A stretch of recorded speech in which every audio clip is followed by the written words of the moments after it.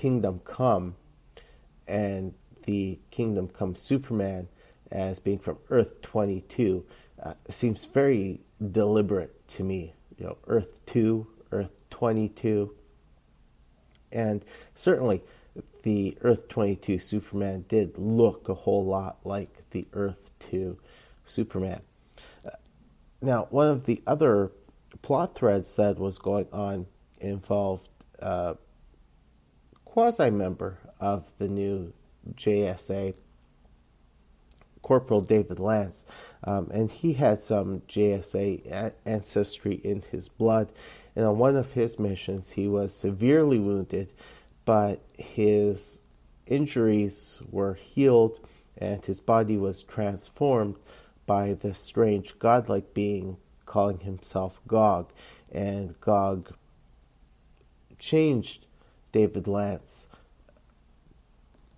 basically remade him in Gog's image, but for readers, David Lance now looked like Magog from Kingdom Come. And Gog would become the antagonist of this story. Basically, Gog wanted everyone on Earth to pledge their loyalty to him. He wanted everyone to make him their god. And in exchange for their loyalty, he would grant them their greatest desires. And so we saw it with Damage. He pledged his loyalty to Gog, and so his facial injuries, which were sustained during Infinite Crisis, were healed. So now he could take off his mask and pursue a relationship with Judo Master. Citizen Steel also submitted, and so he was given back the ability to experience physical touch. He could interact with his loved ones and his environment without his suit and without causing destruction to other people or to his surroundings. Power Girl got a freebie. She didn't submit to Gog, but he transported her to what she thought was the pre-crisis Earth 2. And in reality, Gog was probably doing this to get one of the more powerful members of the JSA off of the table by sending her to a parallel reality. And it had been established some time before that this new Earth 2 was not the old pre-crisis Earth 2, but certainly looked like it. And Power Girl thought that any differences were due to the fact that some time had passed. When she arrived and she met her old friend Helena Wayne, the Huntress, she then discovered that over time the remnants of the Justice Society had merged with Infinity Inc. to form Justice Society Infinity. But then Power Girl learned that this truly wasn't her Earth 2 when the Power Girl who was native to this new Earth 2 showed up and said, "This is an imposter, fellow JSIers, let's get her." And so it led to this whole cat and mouse chase in which the JSA from New Earth got involved. And here's where Alan had a poignant and rather tragic moment as well. In the course of trying to get Power Girl back out of the clutches of the JSI, Alan encountered the Jenny Lynn Hayden, aka Jade, from this new Earth 2. And it gave them both a moment to pause because, of course, Alan had lost his Jenny during the events of Infinite Crisis. And here, readers learned that the Jade of this new Earth 2 had lost her father some time ago.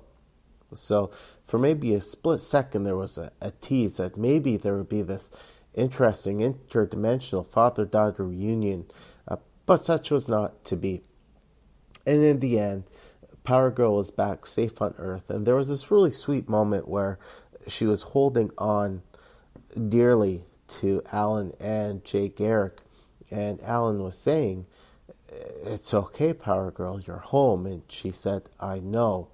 But she still wanted to hold on to both men. I thought it was a kind of a sweet moment for Alan, being a father who was still in mourning for his daughter.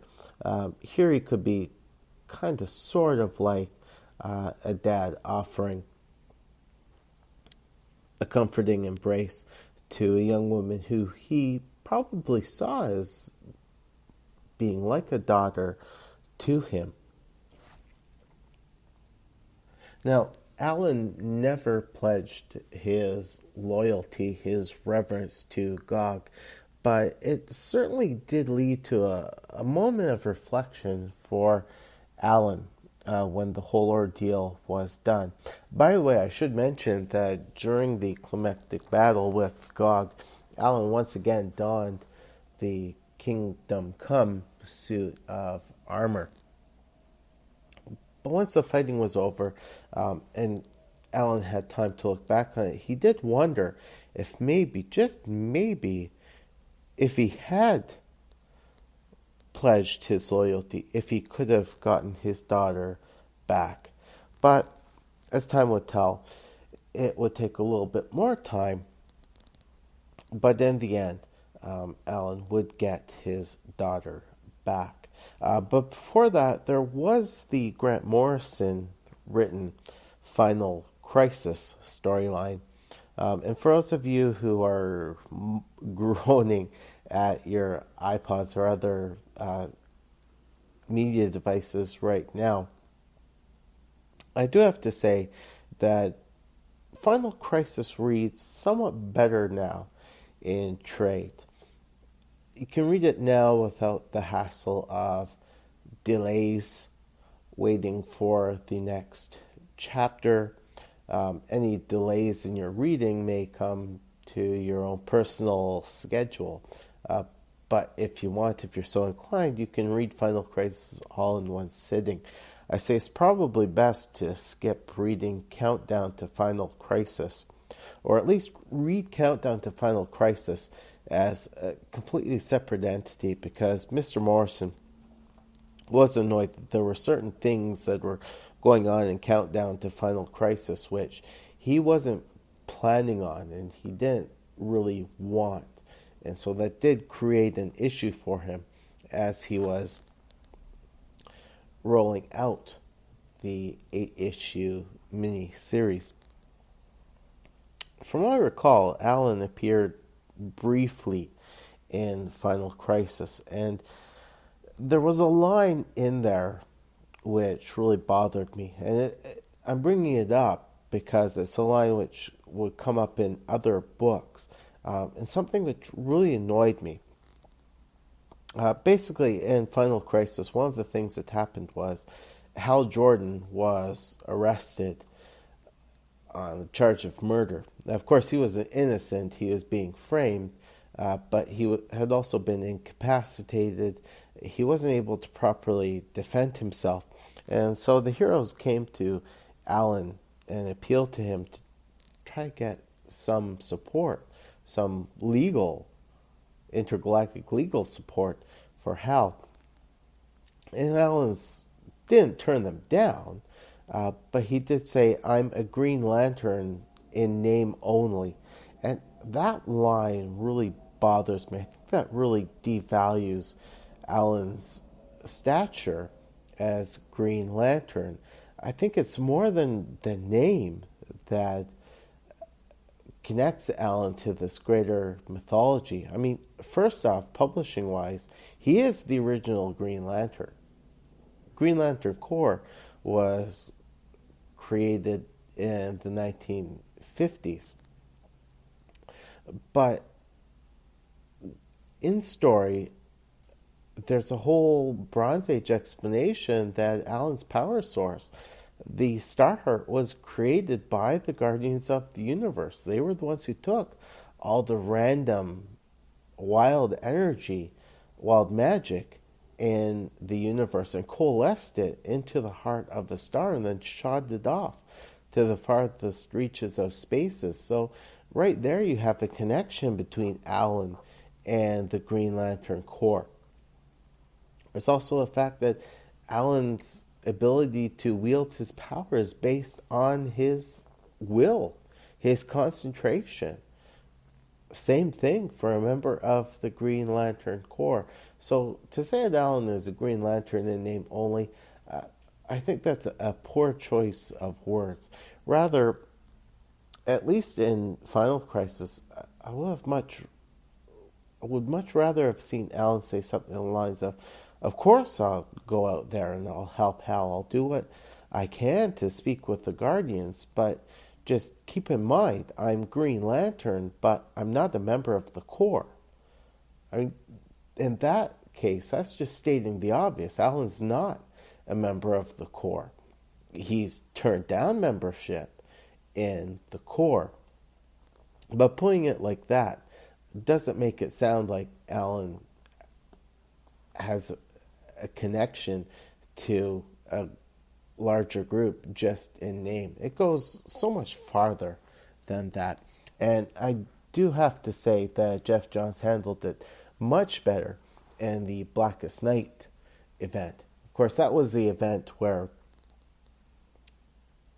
the damaged Guardian named Scar was recruited by Necron to create a whole army of Black Lanterns. And longtime Green Lantern villain Black Hand was used as the vessel by which the Black Lantern rings were created. The rings were sent out, and they latched on to the remains of the deceased, downloaded their memories, and reanimated the corpses, or whatever remained, of the dead. And Alan did appear in Blackest Night. He appeared at a point where Hal and other representatives of the other Lantern Corps theorized that by combining their light, they would be able to negate different Black Lanterns. And the idea was that if they combined all of their colors to create white light, that would defeat Necron and kill the entire Black Lantern army.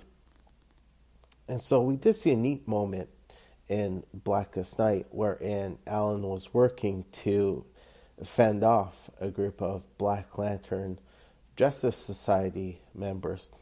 And what he said to the other heroes around him, I thought was stated really well, wherein he said, I'm a Green Lantern, but my power source is different from those of the other Lantern Corps.